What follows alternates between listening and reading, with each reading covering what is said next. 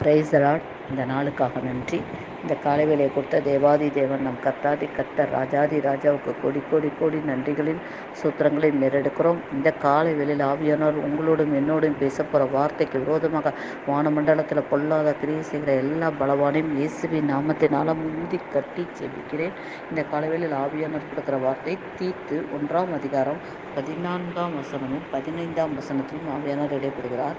விசுவாசத்தினாலே ஆரோக்கியம் உள்ளவராய் இருக்கும்படி நீ அவர்களை கண்டிப்பாய் கடிந்து கொள்.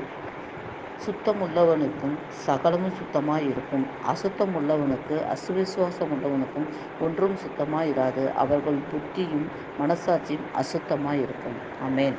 இதில் கர்த்தர் நம்மளுக்கு என்ன கற்றுக் கொடுக்கிறார் அப்படின்னு சொன்னால், விசுவாசத்தினாலே ஆரோக்கியமாய் இருக்கும்படி நீ அவர்களை கண்டிப்பாய் கடிந்து கொள். விசுவாசத்தில் நீங்கள் எப்படி இருக்கீங்க? ஆரோக்கியமாக இருக்கிறீங்களா? சௌக்கியமாக இருக்கீங்களா? நீங்கள் எப்படி இருக்கிறீங்க? விசுவாசம், கர்த்தரோட விசுவாசத்தில் நீங்கள் சந்தோஷமாக இருக்கிறீங்க, நீங்கள் ஆரோக்கியமாக இருக்கிறீங்க அப்படிங்கிறபோது சுத்தம் இல்லாதவனை நீங்கள் கடிந்து கொள்ளுங்க அப்படின்னு என்று கற்றுக் கொடுக்கிறார். கடிந்து கொள்வது நீங்கள் கடிந்தில்ல, கர்த்தரோட ஆவியினால் கடிந்து கொள்ளுங்க.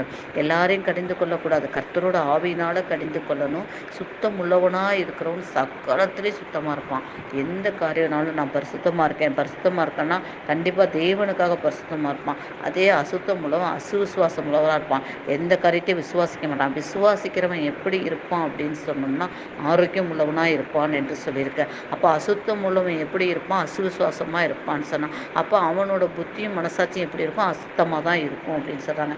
இதிலிருந்து எனக்கு கற்றுக் கொடுத்த வார்த்தைகள், எந்த ஒரு காரியத்திலும் உன்னோட விசுவாசத்தை நீ தவற விட்டுறாத மகனேன் என்று கற்றுக் கொடுக்குறார். அடுத்தது, அசுத்தம் உள்ள ஒரு காரோட நீ சேர்ந்து இருக்காத, அசுவிசுவாசிகளோட சேராத, அசுவிசுவாசம் உனக்குள்ளே இருக்க வேண்டாம். அப்படி இருந்தால் எல்லா காரியமும் அசுத்தமாக இருக்கும் என்று எனக்கு கர்த்தர் இந்த நாளில் சொல்லியிருக்கார். சுத்தம் உள்ளவருக்கு சகலமும் சுத்தமாகும் என்று சொல்லியிருக்கார். அப்போ நம்ம இந்த காலை வேளையில் ஏசப்பா போல, அப்பா எங்களை பரிசுத்தப்படுத்திடுங்க டாடி, நாங்கள் சுத்தமுள்ளவராக இருக்கணும் டாடி, விசுவாசத்தில் நிலைத்து நிற்கணும் தகப்பனே, உங்களோட விசுவாசத்தில் நாங்கள் ஒரு நாள் தவறி விழுந்தக்கூடாது டாடி.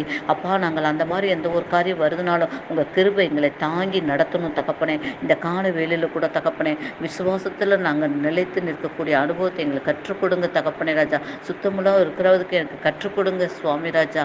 எஸ்அப்பா, நாங்கள் தகப்பனே ராஜா அசுவிசுவாசம் உள்ள காரியம் எங்களிடத்தில் எதுவும் நடக்காத அளவுக்கு சுத்தமான காரியங்கள் நடக்க நீங்கள் கற்றுக் கொடுக்க போகிற கிருபைகளுக்காக உமக்கு நன்றி செலுத்திக்கிறோம் தகப்பனே. ஒவ்வொருத்தரையும் கேட்குறவங்க ஒவ்வொருத்தருக்குள்ளே இந்த வார்த்தைகள் கடந்து செல்வதற்காக நன்றி சொல்லி சொத்திருக்கிறோம் டாடி. இந்த வார்த்தையில் உள்ள வல்லமை ஒருவரையும் விட்டு விடாதளவுக்கு எல்லாருக்கும் கடந்து போக நீங்கள் கிருபை செய்யுங்க. கிருபைக்குள்ள நாங்கள் தாழ்த்தி அர்ப்பணித்து செபிக்கிறோம். துதிகன மகிமையெல்லாம் உங்கள் ஒருவருக்கே செலுத்துக்கிறோம். நாங்கள் சிறுக நீங்கள் பெருகணும். இயேசு கிறிஸ்துவின் நாமத்தினால ஜெபிக்கிறேன், ஜீவன் உள்ள நல்ல பிதாவே. ஆமென் ஆமென்.